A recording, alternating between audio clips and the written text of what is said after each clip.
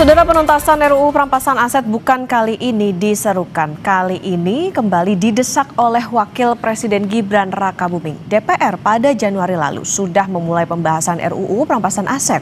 Lalu faktor apa yang bisa membuat RUU ini cepat selesai atau ada apa sajakah faktor penghambatnya? Kita ulas bersama dengan Wakil Ketua Badan Legislasi DPR fraksi Golkar Ahmad Doli Kurnia, kemudian ada Komisioner KPK 2015-2019 Saud Sitomorang, dan tenaga ahli utama Badan Komunikasi Pemerintah Kurnia Ramadana. Selamat pagi Bang Doli, Pak Saud, dan juga Mas Kurnia. Selamat pagi Mbak, Assalamualaikum. Waalaikumsalam warahmatullahi wabarakatuh. Assalamualaikum warahmatullahi wabarakatuh. Waalaikumsalam. Saya ke Bang Doli dulu. Bang, ini kan dikatakan DPR udah mulai nih pembahasannya, draftnya pada pertengahan Januari lalu. Update-nya seperti apa perkembangannya?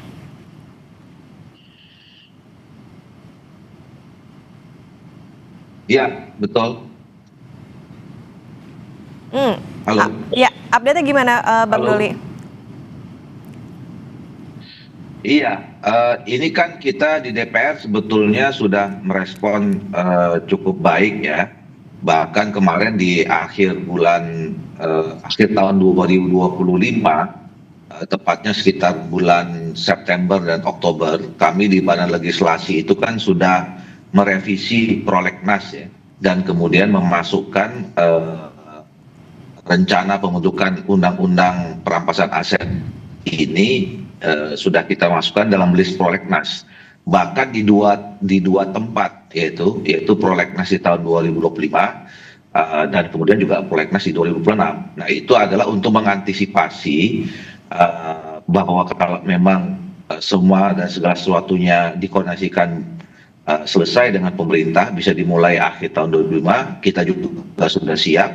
Tetapi kalau kemudian memang dua hal ya, kalau belum dibahas di tahun 2005 atau kemudian dibahas 25 tapi belum selesai, itu kita sudah punya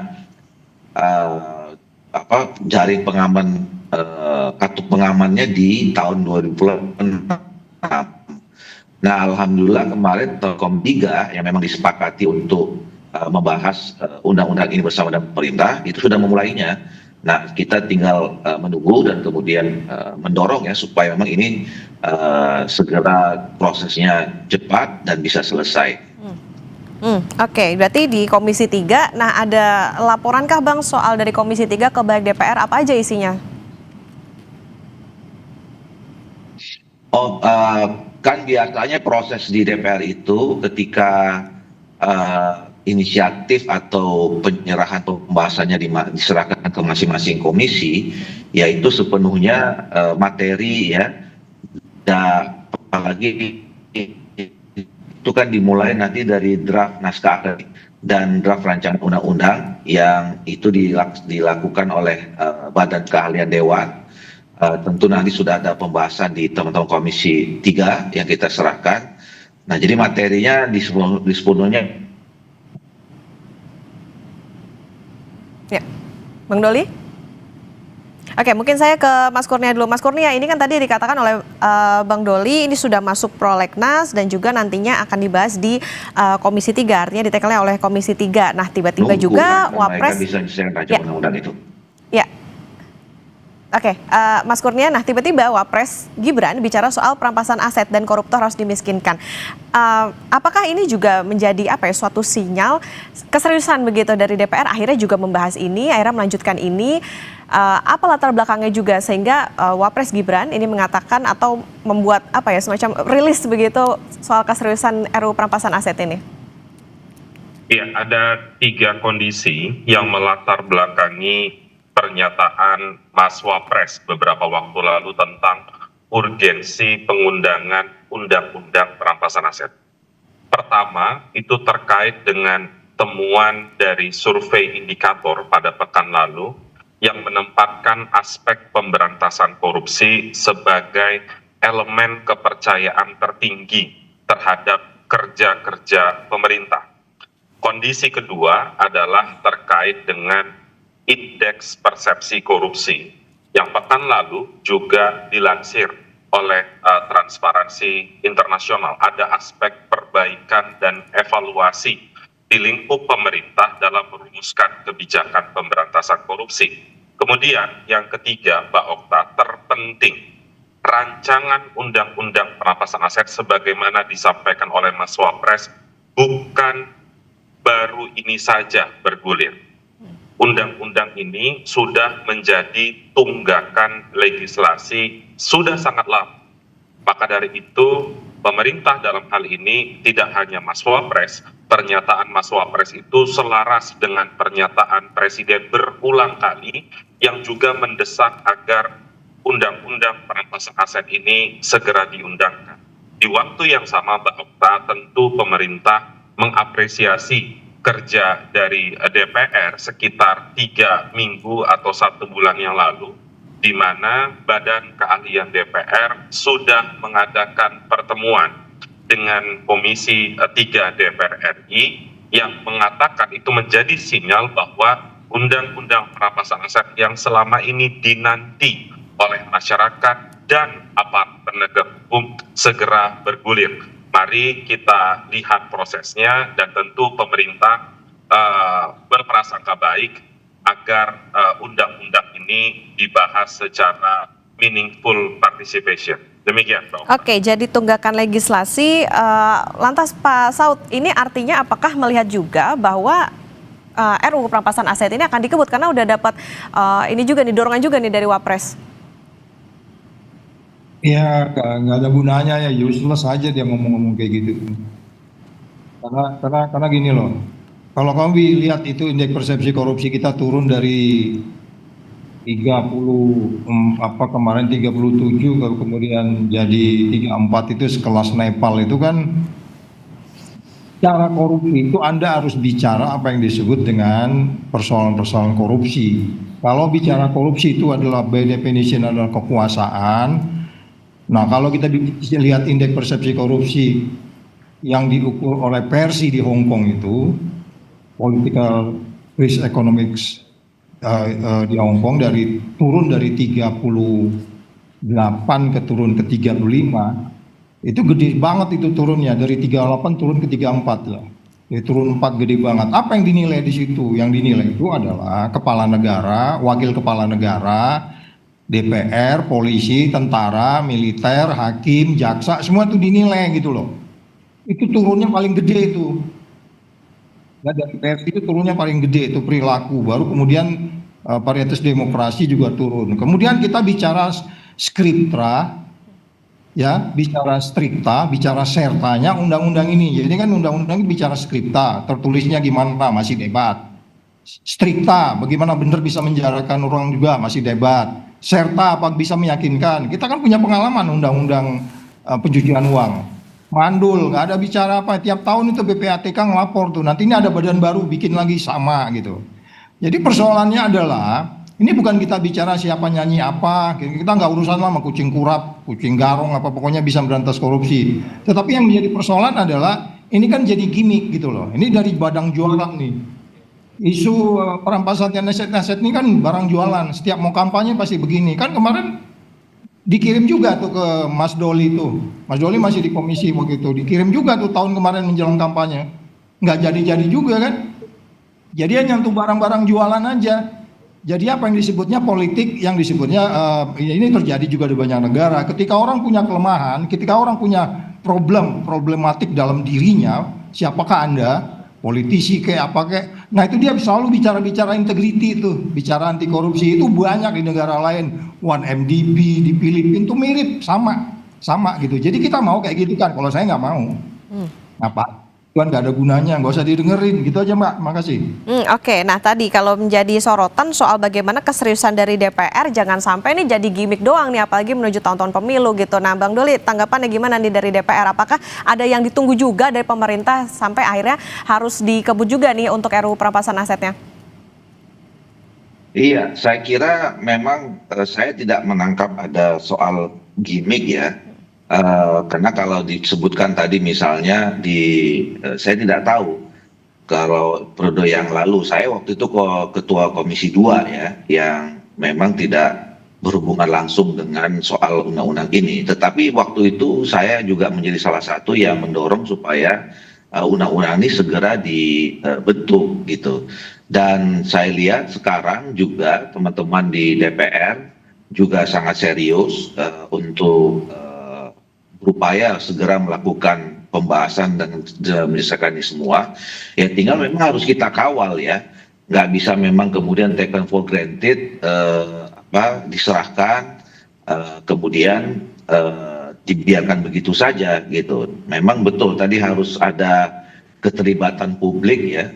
Pertama tentu di dalam proses pengawasan ini supaya memang jadwalnya ketat gitu. Kemudian yang kedua dari segi materinya itu tadi misalnya perlunya ada proses meaningful participation, keterlibatan masyarakat, keterlibatan publik sehingga memang isinya, substansinya itu sesuai dengan harapan kita. Undang-undang ini lahir untuk menjadi bagian penting di dalam kita pemberantasan korupsi.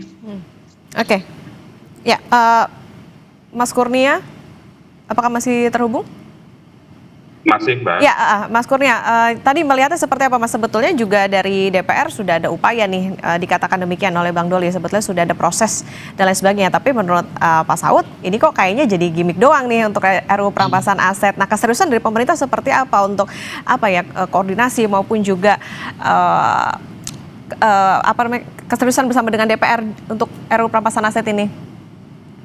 Iya, pertama keraguan itu amat sangat wajar disampaikan. Karena secara faktual memang kalau kita melihat naskah akademik rancangan undang-undang perampasan aset itu sudah ada Mbak Okta sejak tahun 2008. Jadi praktis lebih dari 15 tahun undang-undang ini dinanti oleh semua pihak. Bukan hanya dinanti oleh masyarakat, karena secara faktual memang undang-undang ini amat sangat dibutuhkan oleh aparat penegak hukum. Mbak Okta, saya ingin sederhanakan sedikit apa sebenarnya RUU perampasan aset ini. Kalau kita bicara tentang penegakan hukum tindak pidana korupsi, selama ini berfokus pada penegakan hukum orang, pelaku, individu, in persona. Kalau kita menggunakan rezim perampasan aset, maka kita memindahkan aras hukum pidana dari in persona menjadi in rem, aset. Fokusnya adalah aset yang tercemar dari praktik kejahatan, tidak peduli pelakunya ada di mana. Dan juga Mbak Okta, meskipun memang ketika ini ada undang-undangnya ada di DPR, ada banyak hal yang nanti harus dibahas lebih lanjut. Misalnya yang pertama, lembaga mana nanti yang akan mengelola aset tercemar tindak pidana. Kemudian yang kedua misalnya, adakah batasan waktu dalam proses penegakan hukum? Kenapa ini penting Mbak Okta? Karena kita bicara penegakan hukum yang berorientasi pada aset yang ada nilai ekonominya. Maka kalau ini berlarut-larut penegakan hukumnya, ada potensi pengurangan nilai aset tersebut. Mbak Okta, undang-undang ini sebenarnya sudah jamak dilakukan di banyak negara. Mas Wapres juga sudah menyampaikan secara contoh lain misalnya ada negara Filipina, ada Australia, ada Amerika Serikat yang sudah berhasil untuk memaksimalkan pemulihan kerugian akibat tindak pidana. Terakhir Mbak Okta, undang-undang perampasan aset ini sebenarnya tidak hanya bicara tentang tindak pidana korupsi. Ketika kita bicara tentang undang-undang perampasan aset, maka kita bicara tentang tindak pidana ekonomi. Ada korupsi di sana, ada narkotika di sana, ada terorisme di sana, dan ada banyak tindak pidana lain. Maka dari itu, penjelasan Mas Wapres dan pidato-pidato Presiden selalu menyebutkan undang-undang perampasan aset sangat amat penting terkait dengan upaya penegakan hukum tindak pidana ekonomi. Oke, kalau gitu, ya kalau saya ke Pak Saud. Pak Saud, tadi yang di-highlight menarik soal bagaimana memaksimalkan kerugian negara yang bisa dikembalikan. Kalau dari catatan Pak Saud seperti apa? Kemudian tadi Pak, soal kendala mungkin yang bisa ditemui begitu dari perjalanan RUU perampasan aset ini. Karena kan ini juga tadi menjadi catatan, ada ini sudah lama ya, bahkan dari era Presiden SBY. Ini apa saja Pak kendalanya? Ya kalau saya yang tahun 2004 kan saya masih di BIN ya, jadi kita udah bicara itu tuh. Karena itu kaitannya nanti itu ada kaitan dengan kejahatan transnasional. Saya di Transnational Crime Task Force waktu itu. Jadi udah dibahas itu kan, ini kaitannya juga nanti undang-undang terorisme dan lain-lain. Jadi yang disampaikan Kurnia tadi itu udah cukup lama dan sampai hari ini masih hanya omong-omong aja gitu. Padahal di depan IPI ada piagam PBB yang kita tanda-tangani, ada juga 4 persoalan juga yang dilaporkan ke Presiden oleh Abraham Samad kemarin, ya. Kemudian Wapresnya ikut nimbung-nimbung, nyambut-nyambut gitu, TikTok gitu kan. Ya saya pikir kita jangan masuk di situ deh gitu. Sekarang sustainability-nya gimana gitu. Bayangin aja dari sisi kompetitif kita ini turun dari 45 ke 26 gitu something ya. Bahwa kita cara bersaing aja kita nggak benar gitu. Cara bersaing kita nggak benar tuh kenapa? Bangun bandara kayak begitu. Ya kan, jadi saya bilang begini, daripada kita memang di sini nanti melaksanakan sesuatu undang-undang yang nggak jalan, undang-undang KPK itu kan hancur, padahal udah jalan, diganti, ya nggak? Sekarang yang bersangkutan ngomong mau balikin lagi, mau ikut rimbung lagi gitu, ya kan? Terus kemudian undang-undang pencucian uang, ada badan PPATK, begitu juga tiap bulan, tiap tahun dia lapor. Suspicious transaction ada tuh, segepok itu nggak ditindaklanjuti. Ini sama, ini nanti gini juga gitu. Jadi maksud saya gini loh. Udah kembaliin dulu undang-undang KPK-nya biar kita beresin lagi deh negeri ini, jangan percaya yang lain dah, ya. Kita kembalikan dulu undang-undang KPK-nya. Kemarin itu udah ngomong tuh Abraham Samad ke Presiden. Presiden balik dari luar negeri bikin perpu, kita beresin semua, nanti kita benahin semua. Mulai dari pencegahan, koordinasi, supervisi, monitoring, pencegahan, penindakan tuh dibenahin semua dari awal. Kalau enggak nanti Presiden juga menggimik, percaya deh. Tahun depan ini kita menuju indeks persepsi korupsi 30. Kalau begini cara kita menyelesaikan, jauh di bawah Nepal.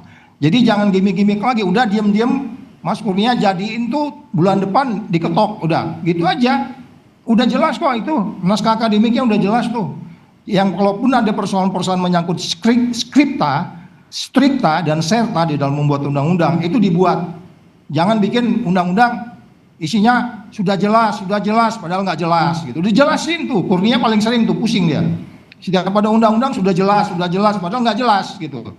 Jadi harus, ini maksudnya kita hari ini secara khusus kalau kita bicara strikta dan sertanya, jadi artinya skripnya dibahas dulu, itu soal lain. Ya tadi dibilang kan meaningful participation. Siapa yang belum berpartisipasi di dalam undang-undang pemberantasan aset ini? Semua kita, sediam TikTok itu orang di kampung aja udah partisipasi. Kurang apa itu? Ayo. Nah, jadi jangan bicara ini apa meaningful participation lagi. Sudah sangat banyak. Itu sebabnya saya katakan kembali sekali lagi, ini tinggal kemudian disahkan aja segera. Walaupun nasibnya nanti seperti dengan undang-undang yang kita sebut sebagai undang-undang pencucian uang, padahal udah ada badannya, ya memang nasib negeri ini mesti begini. Nunggu gua jadi presiden kali gitu, Okta. Oke, nah Bang Doli minta segera disahkan. Gimana nih Bang? Termasuk juga tadi yang menarik juga Pak Saud mention soal kayaknya yang dibenahi harusnya UKPK-nya dulu nih. Gimana nih Bang?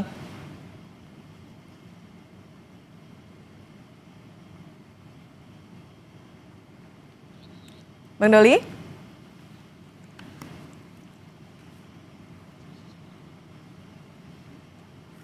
Ya. Bang Doli?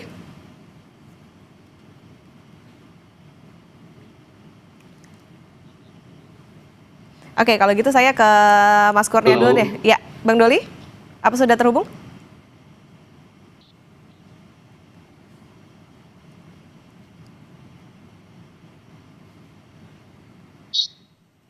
Oke, Mas Kurnia. Halo, ya. Ya, kalau gitu saya ke Mas Kurnia. Mas Kurnia tadi kalau ya. Halo. Iya, Bang Doli sudah terhubung ya? Halo. Oke, saya ke Mas Kurnia dulu deh kalau gitu, karena sambil menunggu Bang Doli. Mas Kurnia tadi menarik soal bagaimana Pak Saud bilang ya dorongannya adalah harus segera disahkan nih gitu. Dan tadi juga soal bagaimana pembenahan tidak hanya dari segi RUU perampasan aset yang sampai dengan saat ini, kalau tadi sempat dibilang jadi gimmick aja, tapi juga pembenahan dari RUU yang lain yang misalnya saja kayak KPK tadi dikembalikan ke UU yang lama begitu. Tanggapan Anda? Iya, soal pernyataan Pak Saud itu urgensi pengundangan undang-undang perampasan aset sulit dibantah. Mengapa? Karena Pak Saud adalah mantan pelaku sejarah, sebelumnya adalah pimpinan penegak hukum. Sehingga Pak Saud tahu betul betapa pentingnya Undang-Undang Perampasan Aset hari ini. Mbak Okta, saat ini penegakan hukum pemberantasan korupsi mengalami kondisi yang stagnan. Dalam konteks stagnan, legislasinya seperti ini logikanya. Dengan undang-undang existing hari ini, ketika ada pelaku korupsi yang kabur menjadi buronan, di waktu yang sama penegak hukum itu mengetahui ada aset yang bersangkutan di sekitaran, misalnya di sekitaran Indonesia, dan tahu lokasinya ada di mana. Dengan undang-undang existing sangat amat sulit untuk merampas aset tersebut. Jadi sederhananya aset di depan mata, pelakunya kabur, itu susah untuk ditindak. Tapi dengan rancangan undang-undang perampasan aset, itu bukan persoalan yang sulit.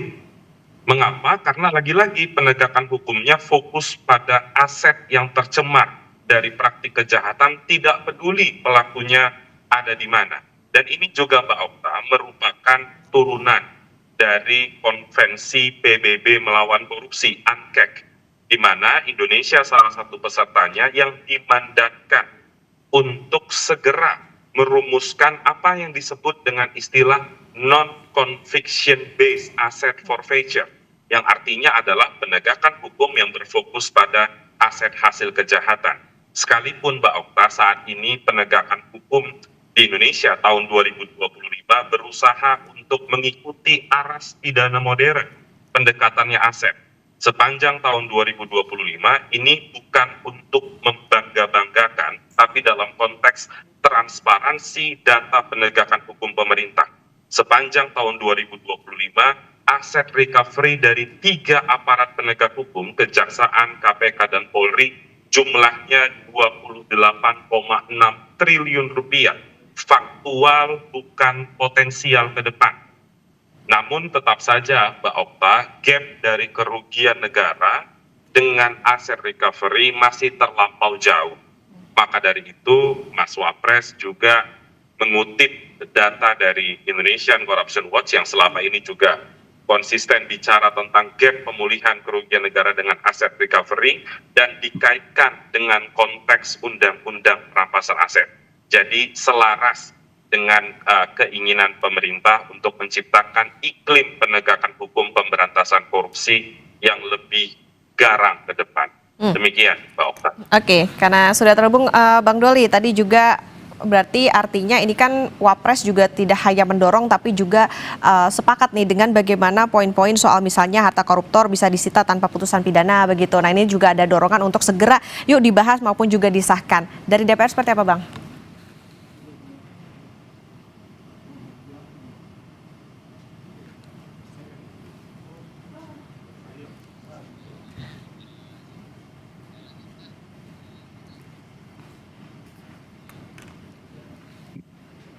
Oke, saya ke Pak Saud kalau begitu. Pak Saud, jadi dari sepanjang pembahasan ini tentunya kan tadi juga Pak Saud mention juga soal bagaimana gimmick ini juga nggak lepas dari bagaimana partai politik yang berada di DPR. Jadi ini dilihatnya masih angot-angotan kah atau seperti apa Pak Saud di tingkat DPR nih? Ya, kali lagi saya mengatakan gini loh ya, saya nggak deal sama orang-orang yang punya background apapun gitu. Kalau dia memang mau mencintai negeri ini, kemudian supaya kita pelan-pelan secara bertahap bisa sebagai negara tetangga atau negara-negara yang punya rasa cinta terhadap tanah air, ya jelaslah para koruptor ini mana cinta tanah air, itu menyengsarakan orang kok. Itu kan sekarang banyak orang bunuh diri di bawah itu bukan karena sesuatu yang kemudian dia tekan ke keluarga, karena negara nggak memperhatikan rakyatnya, karena ke negara sibuk ngurusin koruptor gitu.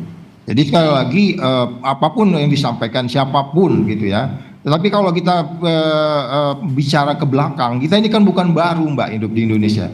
Hari per hari ini kita catat semua kegiatan orang. Hari per hari walaupun nggak kita catat, kita buka data di digital itu terlihat semua. Orang-orang tidak konsisten dengan ucapan, tindakan, dan pikirannya. Jadi kita kan nggak mau masuk muter-muter di situ gitu. Jadi kalau ada orang mau bicara seperti itu, ya kita tanda tanya, ini apa? Anda mau ngapain? Kenapa saat Anda bicara? Kenapa saat Anda menjabat tidak melakukan? Itu kan jadi pertanyaan. Nah sekarang Anda menjabat, lakukan aja, nggak usah ngomong-ngomong gitu loh. Jadi sekali lagi, ya tinggal Wapresnya ngomong sama presidennya, duduk baik-baik, ini gimana negara sengsara ini, pasar modal kayak begini, ya mau diapain? Segera yang prioritas ini, bentuk tim anti korupsi. Timnya aja sekarang coba, timnya di mana? Saya nggak ngeliat nih, 3 institusi yang ada ini mereka koordinasi, supervisi, monitoring, pencegahannya benar-benar memiliki suatu society atau katakanlah community yang baik. Enggak, saya nggak lihat tuh, agak berbeda kan. Makanya kenapa ribut Thomas Lembong, Ibu Ira, Nadiem, terus ada lagi Pertamina sekarang itu kan kemana-mana ceritanya. Coba tonton tuh semua, masyarakat menilai. Masyarakat ini lebih wisdom loh daripada 400 orang di DPR sana. Jelas masyarakat lebih wisdom, mereka lebih logik, mereka lebih bebas konflik kepentingan, mereka lebih objektif, mereka nggak punya nilai-nilai yang tidak jujur untuk meneruskan membangun dengan baik gitu ya kan, yang disebutnya wisdom crowd itu pastilah lebih wisdom itu tadi, makanya meaningful participation itu sudah dilakukan, meaningful participation itu bahkan udah ngomong orang di TikTok. Kurang apa di situ? Katakan yang ngomong itu tukang becak sekalipun, dia ngerasakan di bawah. Atau kemudian ada TikTok seorang menteri gitu, dia udah mau ngomong gitu. Jadi saya katakan informasi itu udah cukup.